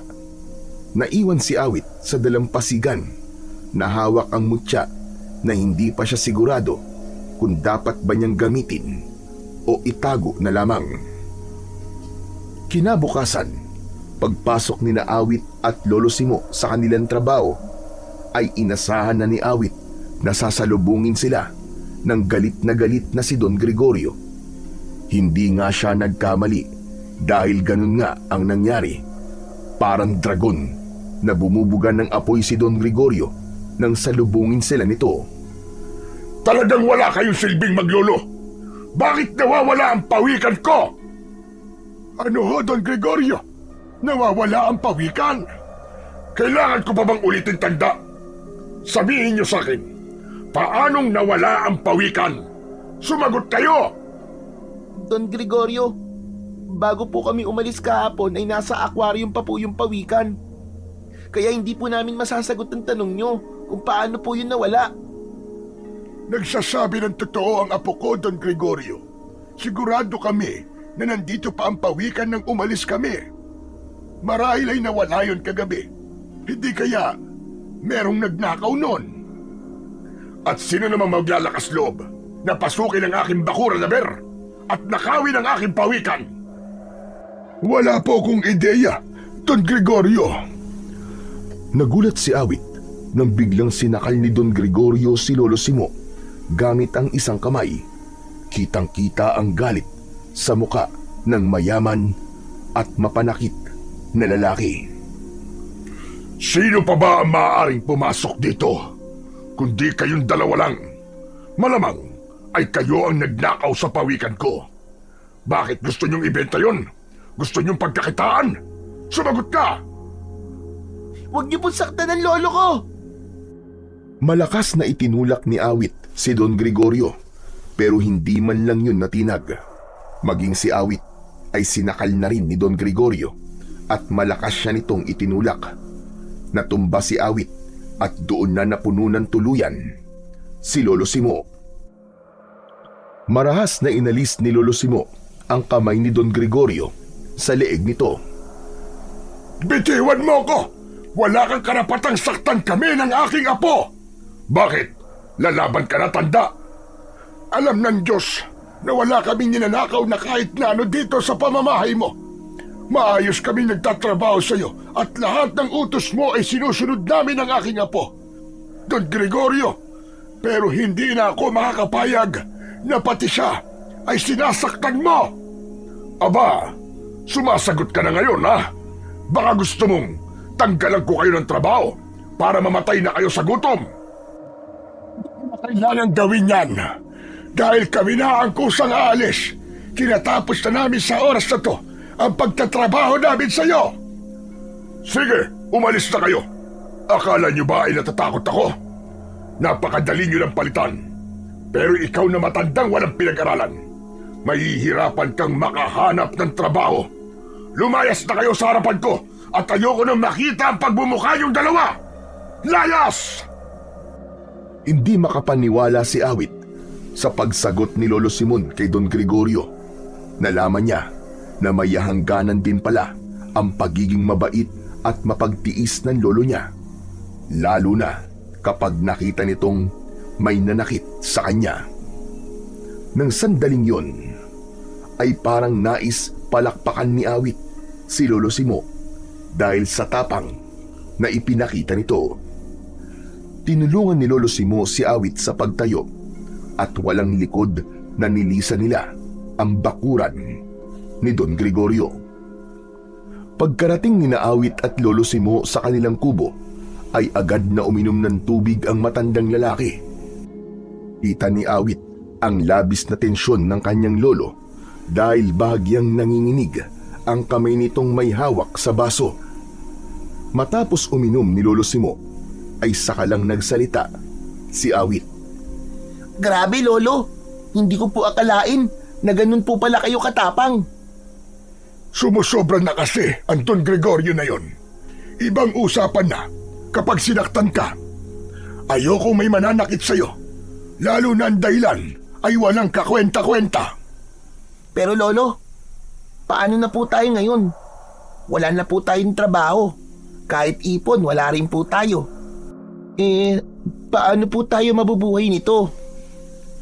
Babalik na lang siguro muna ako sa pagiging tanod. Tutal, mas kailangan ng baryo natin ng dagdag na tanod ngayon dahil gumagala pa rin ang aswang. Naniniwala ako na tatanggapin pa rin ako ni Kapitan na isa sa mga tanod natin dito. Delikado po yung iniisip nyo eh. Hindi po ba muntik na po kayo mapatay nung aswang? Wala tayong magagawa, Apo. Kailangan kumita ng pera kahit papano at kailangan ko ring makiisa sa pagprotekta sa mga tao. Huwag kang mag-alala, Awit. Dahil kung sakaling maging tanod ako, ay hindi naman ako nag-iisa sa pagroronda sa gabi. Kasama ko si Kapitan at ang iba pang mga tanod. Sandaling tumahimik si Awit. Bigla siyang inusig ng kanyang konsensya sapagkat alam niya na siya ang dahilan kung bakit nawalan sila ng trabaho. Kaya naman, naisip niya na sabihin na ang totoo sa kanyang lolo. Lo? May kailangan po akong sabihin sa inyo.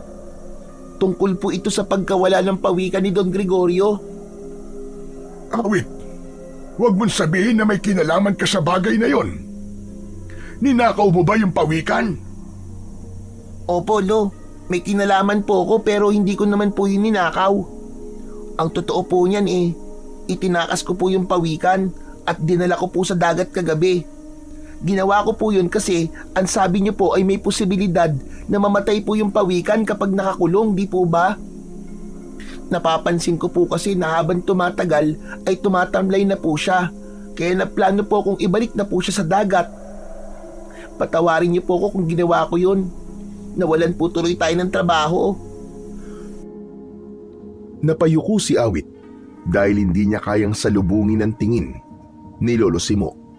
Inihanda na niya ang sarili na mapapagalitan siya pero marahang tapik sa balikat ang natanggap niya. May pagtatakang nag-angat ng muka ang batang si Awit at tumingin kay Lolo Simo ng diretso. Hayaan mo na. Wala naman na tayong magagawa. Nangyari nang nangyari. At wala na tayong magagawa para baguhin pa yon. Lo, hindi po kayo galit sa akin? Nagagalit ako sa iyo kasi hindi mo sinabi sa akin na plano mo palang pakawalan yung pawikan. Eh di sana'y natulungan pa kita. Pero alam mo, Apo, ipinagmamalaki kita sa ginawa mo. Dahil alam mo kung ano ang tama sa mali. Hindi ikaw yung klase ng bata na walang sariling desisyon. Kahit palagi kong sinasabi sa noon na sumunod na lang tayo kay Don Gregorio, ay kaya mo pa rin piliin ang tama. Lo, seryoso po ba kayo sa sinasabi nyo? Akala ko po talaga magagalit po kayo sa akin Gaya na sinabi ko, ay tama ang iyong ginawa, Awit. Mas makakabuti na nasa dagat na ngayon ang pawikan. Isa pa, ang totoo matagal ko na rin gustong umalis kay Don Gregorio. Pero hindi ko magawa kasi natatakot akong, yun nga, mawalan tayo ng trabaho. Pero matapos kanyang saktan kanina, doon ko napagtanto na hindi natin dapat hinahayaan na tapak-tapakan tayo porque mahirap tayo. Labis na galak ang naramdaman ni Awit ng mga sandaling yon. Hindi niya kasi inakala na hindi magagalit sa kanya si Lolo Simo. Matapos nilang mag-usap ay nagpaalam na si Lolo Simo upang kausapin si Kapitan tungkol sa pagpasok ni Lolo Simo bilang isa sa mga tanod sa kanilang baryo. Nang mag-isa na si Awit sa kanilang kubo, ay kinuha niya ang mutya ng luha ng pawikan na itinago niya sa kahon kung saan nakalagay ang mga damit niya. Mataman niyang tinignan ang mutya at muli yung kumislap. Naramdaman niya ang lamig ng naturang mutya na nasa kanyang palad. Hanggang ngayon, hindi ko pa rin alam kung bakit ka ibinigay sa akin ni Diwatang Alunsani. Pakiramdam ko kasi ay hindi kita kayang gamitin. Sana naman, kung sakaling kailangan ko ng tanggapin ang kapangyarihan mo, ay mapatunayan ko kay Alunsani na hindi siya nagkamali sa pagpili sa akin. Ikinulong ni Awit ang mutya sa kanyang palad at nangako siya sa sarili na kung sakaling humantong siya sa isang sitwasyon na kailangan niyang gamitin ang kapangyarihan ng mutya, ay buong puso niya yung tatanggapin. Nang makauwi na si Lolo Simo galing sa bahay ni Kapitan, ay ipinaalam nito kay Awit na tinanggap ito ni Kapitan bilang dagdag sa mga tanod sa kanilang baryo. Mas lalong kinabahan si Awit para sa lolo niya, pero alam niyang wala na siyang magagawa sa desisyon nito. Mabuti na lang at pumayag si Kapitan na idagdag ako sa mga tanod niya kahit matanda na ako. Mamayang gabi ay magsisimula na ako sa pagsama sa pagroronda sa mga tanod. Sigurado po bang kaya niyo pa, Lolo? Kinakabahan po talaga ako para sa inyo eh. Huwag kang mag-alala, Awit. Dahil hindi naman ako mag-isang magroronda. Kasama ko nga sina Kapitan at ang mga tanod. Isa pa, mabuti na rin ang ganito na may ginagawa ako para tumulong sa pagprotekta sa mga tao habang kumikita ako kahit papano. Hindi ko rin plano na magtagal sa ganito. Sa oras na mahuli o mapatay na yung aswang, ay maghahanap na ako ng ibang mapagkakakitaan. Sana po talaga ay mapatay na po yung aswang na yon. Habang buhay pa po kasi siya, ay paniguradong may mga susunod pa pong mamamatay. Tama ka dyan, Apo. Hayaan mo at gagawin namin ang lahat para matigil na ang pagpatay ng aswang na yon. Aba, oo nga pala. Baka naman sumunod ka na naman sa akin mamaya, ha? Huwag ka nang magtangka at talagang magagalit na ako. Tatamaan ka na. Alam mo naman yung nangyari nung huli. Muntik ka nang mamatay dahil dun sa aswang. Opo, hindi na po ako susunod sa inyo, promise po. Kinagabihan ay sumama na si Lolo Simo sa mga tanod sa pagroronda. Ayaw ni Awit na mag-alala, kaya hindi niya napigilang suwayin si Lolo Simo. Sinundan niya ito habang dala ang kanyang tirador at ang kanyang mutya ng luha ng pawikan. Nagtago siya sa kung saan-saan habang pinapanood ang grupo ng mga tanod na umiikot sa baryo. Lumipas ang ilang gabi na ganun ang ginagawa ni Awit. Walang pag-atake ng aswang ang nagaganap at nagsimulang isipin ni Awit na baka ligtas na ulit ang baryo. Ngunit kahit walang nangyayaring hindi maganda, ay patuloy pa rin siyang sumusunod gabi-gabi kay Lolo Simo upang masiguro niya ang kaligtasan nito. Isang umaga, magkasabay na nag-aalmusal sina Awit at Lolo Simo. Pandesal, pritong itlog at mainit na kape ang kanilang pinagsasaluhan.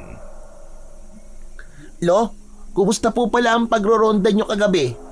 Ayos naman. Pero hindi pa rin talaga nagpapakita yung aswang. Kahit bakas niya ay wala. Parang bigla siyang naging mailap. Hindi po kaya umalis na po yung aswang dito sa baryo natin? Baka po sa ibang lugar na po siya nag-aasik ng lagim. Sa tingin niyo po, Lo? Hindi, Apo. Pakiramdam ko ay nandito pa rin siya. Nasa paligid na natin siya. At ang hinala ko nga ay isa lang siya sa mga taong kasama nating naninirahan dito sa baryong ito. Paano niyo naman po nasabi yun? Nung nagsimula kami magronda, ay hindi na siya pumapatay. Parang alam niya ang ginagawa ng mga tao rito. Hala, oo nga po, no? May punto po yung sinabi niyo, Lo. Pero, sino naman po kaya ang aswang na yun? Yan ang hindi ko alam. At yan din ang kailangan naming alamin. Mas magiging madali kasi ang pagtugis namin sa aswang kung kilala namin ang totoo niyang pagkatao. Napaisip si Awit sa sinabing yon ni Lolo Simo. Kung tama kasi ang hinala nito, ibig sabihin ay mahihirapan silang tugisin ng aswang dahil nalalaman nito ang galaw at ginagawa ng mga taong nagroronda sa gabi. Kinagabihan, gaya ng nakasanayan, ay sinundan ulit ni Awit si Lolo Simo nang umalis na ito para sumama sa pagroronda. Hindi masyadong lumapit si Awit sa mga nagroronda upang hindi siya mapansin ng mga yon. Ilang oras na nagronda ang mga tanod at walang nakitang aswang ang mga ito. Madaling araw na nang huminto ang mga yon sa tapat ng barangay hall. Mula sa pinagtataguan ni Awit na puno ay narinig niyang sinabi ni Kapitan na maaari nang umuwi ang mga tanod. Ngunit napatda si Awit nang may nakita siyang gumagapang na kung anong nilalang sa ibabaw ng bubong ng barangay hall. Nanlaki ang mga mata niya nang mapagtanto niya na yun ang aswang. Nakatingin yun kina Lolo Simo na parabang naghihintay yun ng tamang pagkakataon para umatake. Lagot na! Kailangan may gawin ako! Kailangan malaman nila Lolo na nasa bubong yung aswang! Inilabas ni Awit ang kanyang tirador at binalahan niya yon ng isang bato. Itinutok niya ang tirador sa aswang at nang pakawalan niya yon ay tumama yon sa gilid ng ulo ng aswang. Malakas na umangil ang aswang. Narinig yun ng mga tanod at lahat ay napatingin sa bubong ng barangay hall. Yung aswang! Nasa bubong! Nagkagulo ang lahat nang tumalon ng aswang at tumayo yun sa harapan ng mga tanod. Umatake ang aswang at 2 tanod agad ang kinagat nun sa leeg. Isa si Lolo Simo sa mga umatake sa aswang. Binuhat ng aswang si Lolo Simo at ibinalibag yun sa lupa. Nang sandaling yun ay naisip ni Awit ang mutya ng luha ng pawikan. Kaya naman, hinugot niya yun mula sa kanyang bulsa. Kailangan ko nang gawin to! Kailangan ko nang tanggapin ang kapangyarihan ng mutyang to! Dahil ba kung ano pa ang mangyari kay Lolo Simo? Walang pagdadalawang isip na isinubo ni Awit ang mutya ng luha ng pawikan. Pikit mata niya yung nilunun. Naramdaman niya ang paggapang ng mutya sa kanyang lalamunan hanggang sa hindi niya na alam kung saan parte ng katawan niya yun napunta. Impit na napasigaw si Awit nang maramdaman niya ang mainit na sensasyon na gumapang sa buo niyang katawan. Naramdaman niya ang pagbalot ng kakaibang lakas sa kanya at ang takot niya ay biglang nawala. Hindi nag-aksaya ng oras si Awit. Tumakbo na siya papunta sa mga tanod na inaatake ng aswang. Tinirador niya ang aswang at tinamaan yun sa gitna ng noo nito. Awit! Ano na naman ginagawa mo rito, Apo? Umalis ka na rito! Hindi ako aalis, Lolo Simo! Lalabanan ko ang aswang na yan! Galit na sumugod ng aswang kay Awit. Nakita niya sa mga mata nun na wala yung balak na buhayin siya. May nakitang itak si Awit sa paanan niya. Agad niya yung kinuha at mahigpit niya yung hinawakan. Mutya ng luha ng pawikan! Huwag mo akong bibiguin! Bigyan mo ako ng lakas! Tila isang mabangis na hayop ang aswang at sa unang hampas ng matutulis nitong mga kuko ay muntik ng tamaan ang muka ni Awit.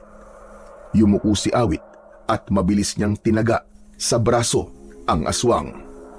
Sumigaw ang aswang sa sakit at umatras sandali, ngunit agad din niyong sumugod. Napaatras naman si Awit habang patuloy ang palitan nila ng pag-atake ng aswang. Isang malakas na sipa ang pinakawalan ni Awit sa tiyan ng aswang na naging dahilan para mapaatras ito. Sinundan niya yun ng taga sa dibdib ng aswang at dumaloy mula roon ang maitim at malapot nitong dugo. Lumayo ang aswang kay Awit. Nagliliyab sa galit ang mga mata ng halimaw. Ano? Lalaban ka pa ba? Kahit bata lang ako, ay hindi mo ako kaya! Hindi pa ako tapos sa'yo. Humanda ka! Dahil babalikan kita.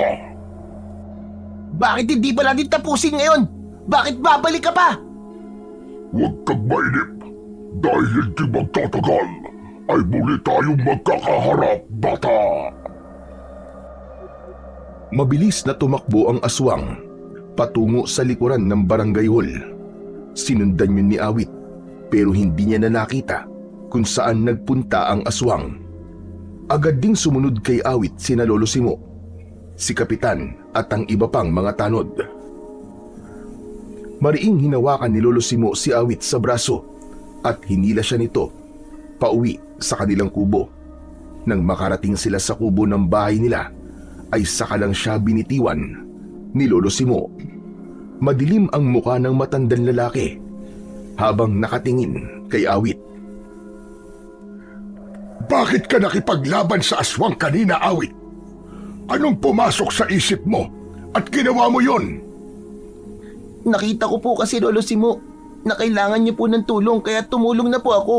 Siyempre, hindi naman po kita pwedeng pabayaan, Lolo. Ibig sabihin, ay sumunod ka sa amin habang nagroronda kami. Hindi ba ang sabi ko sa'yo, ay huwag kang lalabas ng bahay kapag nagroronda ako? Bakit sinaway mo na naman ako? Gaya po ng dahilan ko dati, gusto ko po makasiguro po na ligtas po kayo, Lolo. Ayoko po mangyari sa inyo yung nangyari noon. Saka, hindi po ba kayo natutuwa na nasugatan ko po yung aswang? Oo nga. Nasugatan mo nga siya, naroon na tayo. Pero hindi mo ba alam na sa ginawa mo na yon ay maaaring balikan ka niya? Hindi ba ang hinala ko ay taga rito lang sa atin yung aswang na yon at maaaring kilala ka niya? Nakukuha mo ba ang sinasabi ko? Biglang natigilan si Awit sa sinabing yun ni Lolo Simo dahil naiintindihan niya ang sinabi nito. May kabang lumukob sa dibdib niya na agad ding nawala nang maalala niyang tangan na niya ang makapangyarihang mutya ng luha ng pawikan. Napatunayan na rin niyang totoo ang kapangyarihan ng mutya dahil bigla siyang naging matapang at malakas matapos niya yung lunukin. Awit, kinakausap kita. Naiintindihan mo ba ang pwedeng maging resulta ng ginawa mong pakikipaglaban sa aswang kanina? Sorry po, Lo. Hindi ko po yun naisip eh. Ang nasa utak ko lang po ng mga sandaling yun ay ang tulungan ka po at iligtas kayo. At isa pa, kailangan mong sabihin sa akin kung paano ka natutong makipaglaban sa aswang. Sino ba nagturo sa'yo noon? Lolo, alam niyo naman po na hindi ko kaya magsinungaling sa inyo, di ba? Alam ko. Kaya kung ano man ang isasagot mo sa tanong ko, ay iisipin ko na totoo. Hindi ko po kasi alam kung maniniwala po kayo sa sasabihin ko eh. Ano ba sinasabi mong bata ka? Napakasimple lang ang tanong ko sa'yo. Paano ka natutong makipaglaban sa aswang? May nagturo ba sa'yo? Hindi na muna nagsalita si Awit upang makapag-ipon siya ng lakas ng loob para aminin sa kanyang lolo ang totoo. Makalipas ang ilang sandali, ay diretsyong tumingin si Awit kay Lolo Simo at saka siya muling nagsalita. Wala pong nagturo sa akin na makipaglaban po sa aswang, Lolo Simo. Ang totoo po niyan ay may isang diwata po sa dagat na ang pangalan ay Alunsani ang nagbigay po sa akin ng isang makapangyarihang mutya ng luha ng pawikan. Yung pong ibinigay niyang gantimpala sa akin nung pinakawalan ko po sa dagat yung pawikan na alaga ni Don Gregorio. Yung pong pawikan pala na yun ay alaga po ng diwata. Ang sabi po sa akin ng diwata ay gamitin ko po ang mutyang ito para labanan ng aswang dito sa baryo natin. Sandali lang. Sumasakit ang ulo ko sa mga pinagsasasabi mo. Itong mutya na sinasabi mo, anong nagagawa nito? Pinapatapang niya po ako tapos lumalakas din po ako, Lolo. Parang kahit wala pong nagsanay sa akin, ay marunong na rin po ako makipaglaban sa aswang. Ang sabi rin po sa akin ng diwata ay hindi po ako basta-basta masusugatan. kasi magiging parang bahay ng pawikan ang katawan ko na matigas. Ito po ang tulong na ibinigay niya sa akin para matapos na po ang problema natin sa aswang na yon. Nasaan ba ang mutyang sinasabi mo? Patingin nga. Nasa loob na po ng katawan ko eh. Bakit po? Iluha mo ang mutya na yan. Hindi ako papayag na sa iyo yan binigay ng talipandas na diwatang yon para ikaw ang makipaglaban sa aswang. Lo, daan-daan po kayo sa pagsasalita kay Alonsani. Baka mamaya po eh, naririnig niya po tayo eh. Sige ka, baka mamaya parusahan ka nun. Hindi ako natatakot sa kulani na yon. Lo, hindi po kulani. Alonsani. Alonsani o kulani ay wala akong pakialam. Basta, iluwa mo yung mutya na yan. Hindi ako papayag na ikaw ang lalaban sa aswang na yon. Pero Lo, hindi ko po alam kung kaya ko bang iluwa ang mutya na to. Nasa loob na nga po ng katawan ko eh. Kung ganon, ay kailangan kong makausap ang diwatang yon. Kailangan mo kong samahan kung saan siya nakatira. Sa dagat po siya nakatira, Lo. Pues, pupunta ngayon tayo sa dagat at ibabalik natin sa kanya ang mutya na nasa katawan mo. Siguro naman ay alam niya ang paraan para mailuwa mo yan kasi diwata naman siya. Pero Lo, hayaan niyo na lang po na nasa katawan ko po ang mutya. Sa ako na lang po hihilingin sa diwata na alisin niya po ang mutya sa akin kapag napatay ko na po yung aswang. Hindi! Napakabata mo pa para sa mga ganyang bagay. Halika na, magtungo na tayo ngayon sa dagat para makausap ko na ang diwatang sinasabi mo. Inuha ni Lolo Simo ang itak nito. Hinawakan nito sa braso si Awit at hinila siya palabas ng kanilang kubo. Wala na ngang nagawa si Awit kundi ang sumunod at sumama kay Lolo Simo papunta sa dagat kung saan naroon ang diwatang si Alonsani. Hindi nagtagal ay nakarating na nga sa dalampasigan ang maglolong sina Awit at Lolo Simo. Bilog na bilog ang buwan, kaya kahit paano ay naaaninag nila ang buong kapaligiran. Payapa ang dagat at napakalamig ng simoy ng hangin. Tumayo sina Awit at Lolo Simo sa parte ng dalampasigan kung saan nahahalikan ng alon ang mga paa nila. Hala, sige na, Awit. Tawagin mo na ang diwatang yon para makausap ko na siya. Madali ka. Lolo, huwag po. Tawagin mo na, sabi. Sige na. Oo na po. Nakakatakot naman po kayo, Lolo. Bago pa man tawagin ni Awit ang diwatang si Alonsani, ay lumitaw na yun sa kanilang harapan. Nabuo ang diwata mula sa tubig sa dagat. Napaatras naman si Lolo Simo habang bakas sa mukha nito ang takot. Oh, Lo, akala ko po ba gusto niyo po makausap si Diwatang Alonsani? Bakit po parang natatakot na po kayo nang nagpakita na po siya? Ayan po, Lo, siya na po yan. Siya na po si Diwatang Alonsani. Kausapin niyo na po. Huwag kang matakot sa akin, Simo. Hindi ako nilikha upang manakit. Teka, ikaw ba ang diwatang nagbigay ng mutya sa aking apo? Ako nga, Simo. Ipinagkaloob ko yun kay Awit dahil siya ang nanatanging karapat-dapat na mga laga sa mutya ng luha ng pawikan. Ngunit diwatang ko lang Alonsani. Masyado pang bata ang aking apong si Awit para sa ganyang responsibilidad. Ibigay mo na lamang yan sa iba. Bilang lolo ni Awit, ay ako na ang magdidesisyon para sa kanya. Ilabas mo sa katawan niya ang mutya na ibinigay mo sa kanya. Naiintindihan ko ang pagkabahala mo, Simo. Ngunit ikinalulungkot ko sapagkat tanging si Awit lamang ang karapat-dapat sa mutya ng luha ng pawikan. Siya ang nagbalik sa aking alagang pawikan sa dagat, kaya nakatakda na siya na magmay-ari noon. Pero, mahal na diwata, gaya ng sinabi ko, ay bata pa si Awit. Hindi niya kakayanin na labanan ng aswang na nandito sa aming baryo. Alisin mo ang takot sa iyong puso, Sipo. Hindi pipiliin ng mutya si Awit kung hindi niya kayang labanan at talunin ng aswang. Magtiwala ka sa kapangyarihan ng mutya at sa kakayahan ng iyong apo na si Awit. Maniwala ka sa akin, Sipo. Mapapalaya ni Awit ang baryo niyo sa takot mula sa aswang. Matapos yung sabihin ni Alunsani, ay nilamon na ng alon ang diwata at tuluyan na yung naglaw sa kanilang paningin.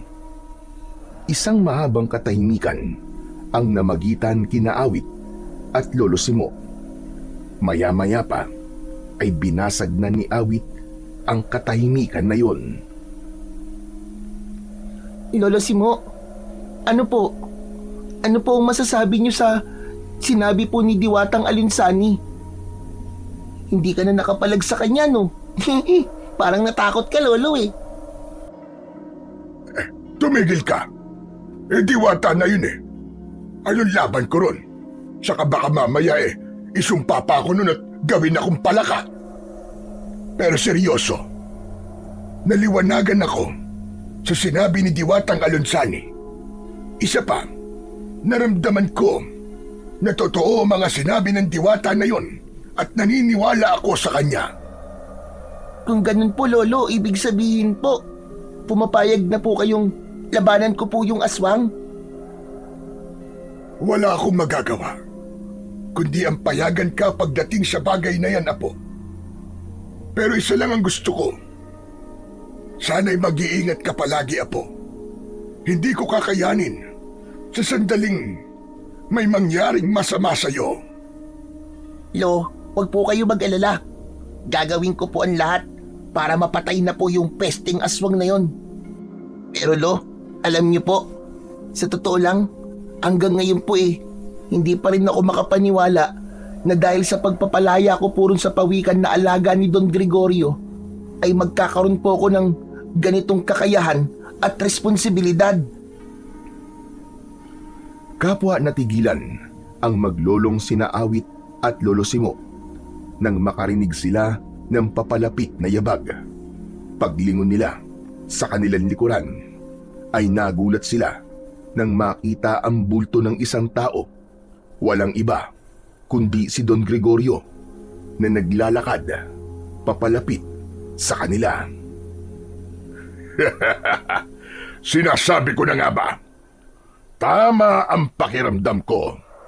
Kayo nga ang kumuha sa aking pawikan. Don Gregorio? Manahimik ka! Dinig na dinig ko ang sinabi mo, Awit. Ikaw ang nagpakawala ng aking pawikan sa dagat. Alam mo bang gustong-gusto na kitang patayin ngayon? Don Gregorio, nagbibiro ka lang naman, hindi ba? Saan ako nagbibiro? Gusto kong patayin ang apo mo. Seryoso ko, Don Simo. Gusto kong patayin ang Awit na yan. At ngayong gabi ko na yun gagawin. Iniharang ni Lolo Simo ang sarili nito sa apo nitong si Awit. Hinawakan nito ang matalas na itak na parang anumang oras ay handa na nito yung gamitin. Hanggang diyan ka na lang! Hindi ako papayag na saktan mo ang aking apo. Lalo na ang patayin siya. Pasensya na, pero magkakamatayan muna tayong dalawa bago mo siya masaktan. Isa pa, napakababaw na dahilan nun para patayin mo si Awit. Dahil lang sa pagpapalaya niya sa isang pawikan, ay papatayin mo siya. Sa tingin mo ba, ay yun talaga ang dahilan kung bakit gusto kong patayin ang apo mo? Gusto mo ba talaga malaman ang totoong dahilan, hatanda? Sige, magiging totoo na ako sa inyo ngayon. Sasabihin ko na sa inyo ang lahat at ang totoo. Tutal, hindi naman na kayo sisikatan ng araw. At yun na nga, sa mismong harapan ni na Awit at Lolo Simo ay nagpalit na ng anyo si Don Gregorio. Mula sa pagiging tao ay naging halimaw ito na isang aswang. Isang aswang na may mabalasik na muka at nakakatakot na anyo. Labis na nagulantang at nagimbal sina Awit nang malaman nila na si Don Gregorio pala ang aswang na pumipeste sa kanilang baryo. Ikaw ang aswang! Hindi lang pala aswang ang ugali mo. Literal na aswang ka pala talaga, Don Gregorio. Demonyo ka! At ikaw ang batang nakalaban ko kanina na nasugatan ako ng gusto. Iyon ang dahilan kung bakit gustong-gusto na kitang patayin ngayon. Nakita ko na magiging malaki kang hadlang sa pag-aasik ko ng lagim sa baryong ito. At nalaman ko rin kanina na biniyayaan ka pala ng mutya ng isang diwata. Tignan lang natin kung uubra sa akin ang mutyang yan. Mabilis na sumugod ng aswang na si Don Gregorio, kina Awit at Lolo Simo. Mas mabilis ang naging galaw ni Awit at kinuha naman niya ang itak na nakasabit sa bewang ni Lolo Simo.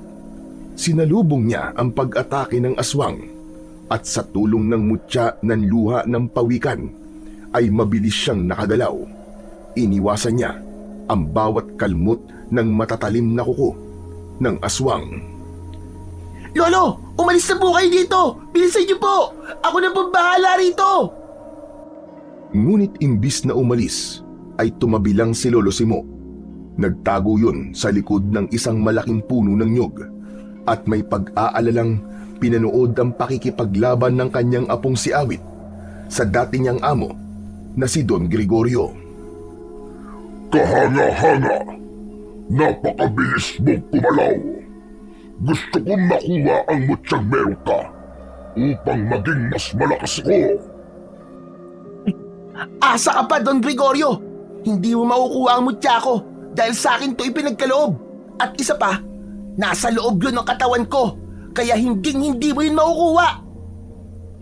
Kung ganon, wawak-wakin ko ang katawan mo para makuha ko ang mutya na magpapalakas sa akin. Hindi na naghintay si Awit. Sinugod na niya ang aswang at sa sobrang bilis niya ay nagawa niya yung tagain sa braso.